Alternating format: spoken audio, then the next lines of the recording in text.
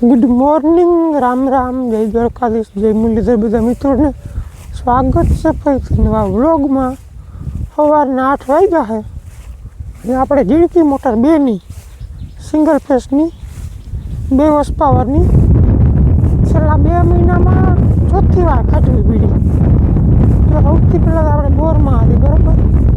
એમાં પંપમાં કાંકરા ગયા, pump fail થઈ ગયો એટલે ઉપરથી નથી કઈ ગઈ.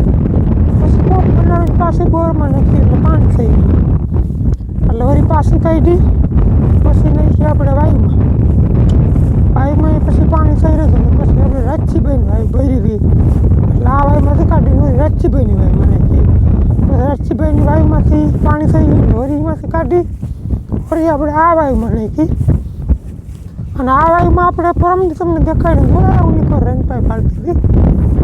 એ રેન પાઇપ ચાલુ હતી ને પછી મોટર ચાલુ રહી ગઈ, ભૂલી ગયો બંધ કરતા.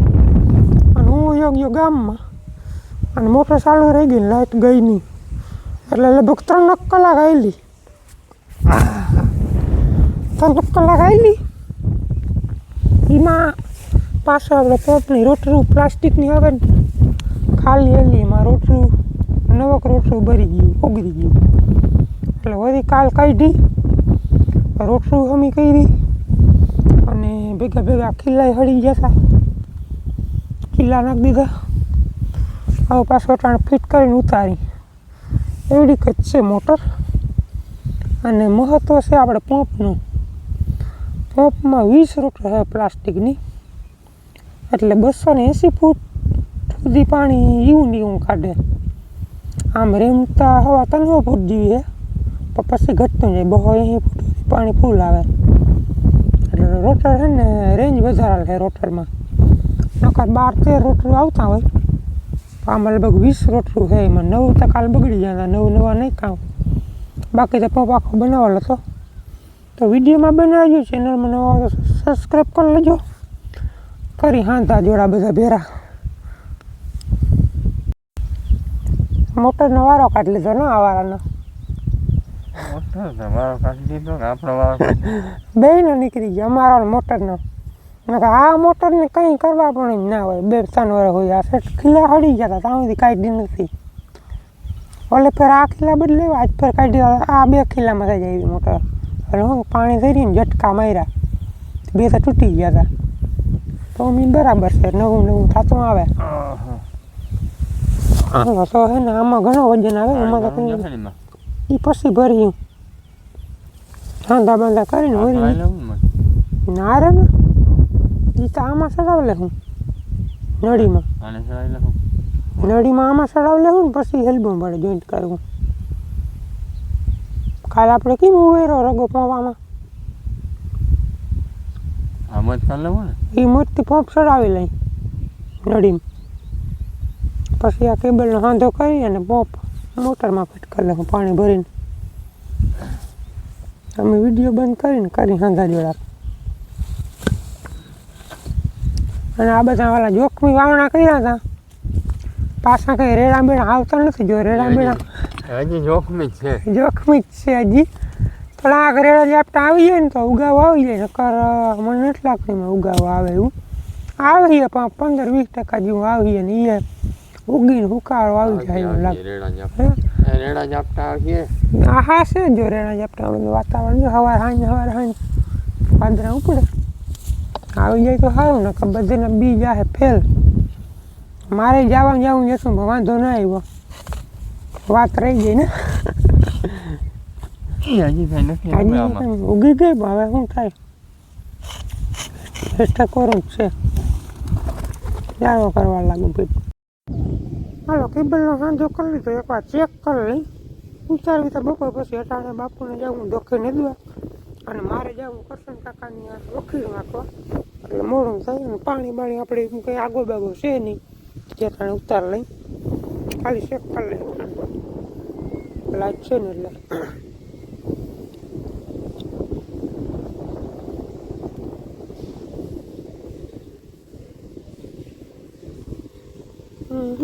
ઉપડી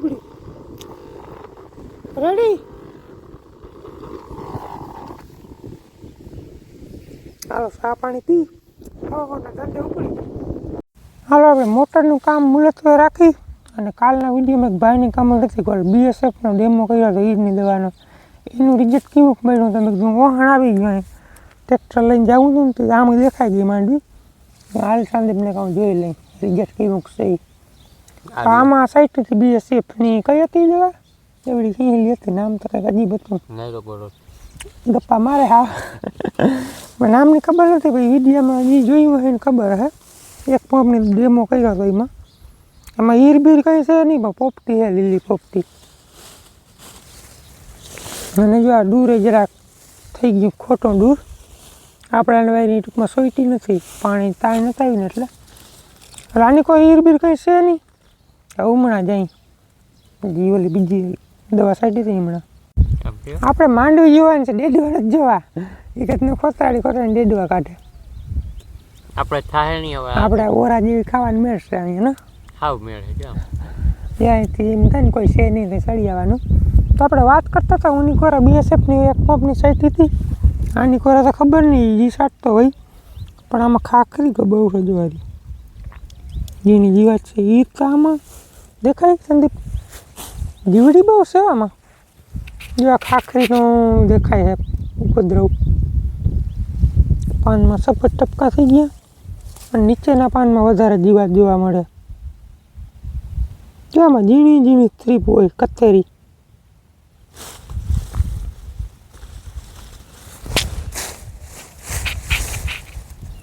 હીર તો એ કંઈ લાગતી નથી, બાકી ત્યાં ઉના જેવા પાન નથી છે. આ બગલા બેઠા છે, બગલા સારા એટલે ઓહે હાવ ના હોય એવું બને નહીં. એટલે BSFને લગભગ બધી દવા સારી જ આવે, થોડીક મૂંઘી આવે પરિજેટીના બાપનું. ભેગા ભેગા આપણે સંદીપભાઈની માંડવીમાં નિરીક્ષણ કરી લીધું હે. ઘટે જ છે બધું ઘટે જ છે આમાં. 2 પાણી વાવી પાછું પાણી કંઈ જડ્યું નથી ને 2 મહિના કમ્પ્લીટ પૂરા થઈ ગયા ને. હા મેં થઈ એક દી થઈ ગયું, 2 મહિના કમ્પ્લીટ પૂરા થઈ ગયા ને આમાં પાણી કંઈ જડ્યું નથી તો હજી જીવે એ સારી વાત કહેવાય. 2 મહિના રહ્યા અને આમાં એ જ પ્રોબ્લેમ છે, ત્રીપ કથેરીનું ભૂખ હોય ને ભૂખ એટલે વધારે આવે. જો આમાં ઝીણી ઝીણી છે. આ ભાઈનું 3 દી થયા દવા મારી ગયા ભાઈ કે મેં થતો નથી દવા નથી મારવી. તો ભાઈ તમારી ઈચ્છા. હાલો મારે ફૂલનું તો ઉગડે ને તાણ પડી એટલે આમ છે ઘેરે ઘેરે વડીને આમ ક્યાંક ક્યાંક જીણકી ને એવી બધી છે, પાણી જ નથી દીધું વિસાડીને.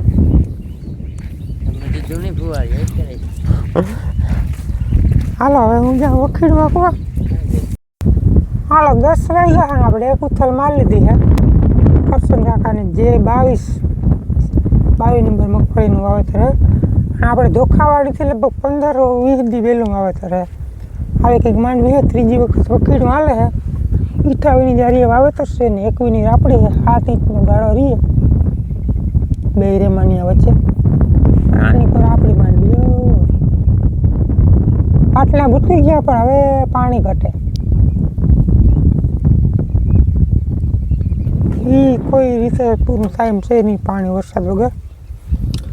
તો હાલો ધીરે ધીરે ગમાવા માંડું. આમ તક એવો બધો વરસાદ આવ્યો નથી, ત્યાં પડું જામ્યું નથી, પણ ઝીણું ઝીણું ખડ હોય ગયું ને એવું આવ્યો. જો મેં ઓરી પાટલામાં જગ્યા હે ને ઝીણું ઝીણું ખડ ઉઠી પડ્યું. આમ તો આ પોસું રૂ જેવું પડું હે, કારણ કે 2 ફેર વખીડું આપ્યું તો એમને છે. રપટ મેરી હોત ને હબાવનું મેથી હોત ને તો વળી દ્રબવાત. આ પોલું ને પોલું પડું હે, બરોબર ધૂળ ઉથમાં હાવરી કરવા જેવું છે. તો મંડાય રહે બીજું હું.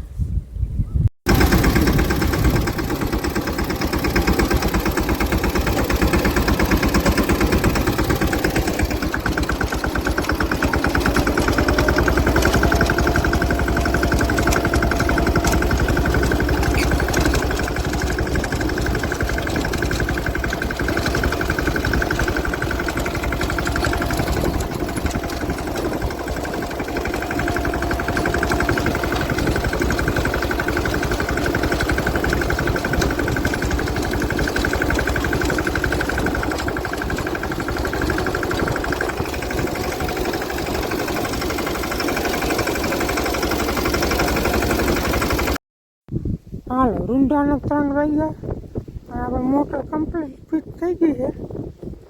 આ ઉતાર દે પછી ચા પાણી પી ગયો